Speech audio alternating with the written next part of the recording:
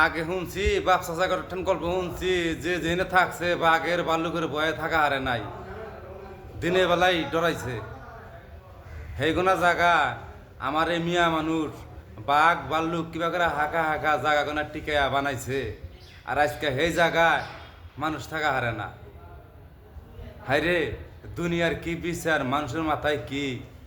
মানুষ হয়ে মানুষে এত সারা শাস্তি করতেছে এই দুনিয়াটার মধ্যে, কি উদ্দেশ্য?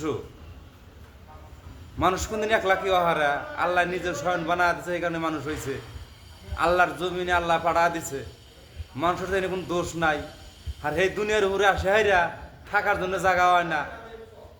তুমি এই দেশে থাকা হবা না, তুমি বলো ওই দেশে থাকা হবা না। এটাকে আল্লাহ বানা, এটাকে পাড়া দিছে যে আবার করে হারাহাস্তি করবো। আর এটা কি মানি না কথা? মানুষ হয়ে দেশে থাকা হামু না। মানুষ যদি লইছি দেশেই থাকবো, দেশে থাকবো না, যা থাকবো না আকাশে।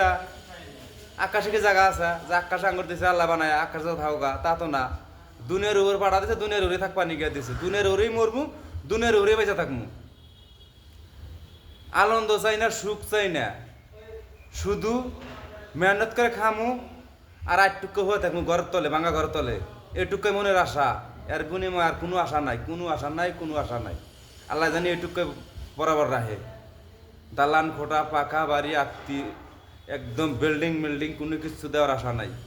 খালি কোনো মতে চলে যাওয়ার মতন, বাল বাচ্চা জানি পয়রা জানি সুস্থ করে দেহারি, এটুকুই মনের আশা। বাল বাচ্চা তো পড়াশোনা করেন না গো, না করলে তো উপায় নাই। আল্লাহ জানি এটুকুই করবার নিগাত দেয়, বাল বাচ্চা জানি পড়াশোনা করবার নিগাত দেয়, আর বিনিময়ে আর কিছু চাই না।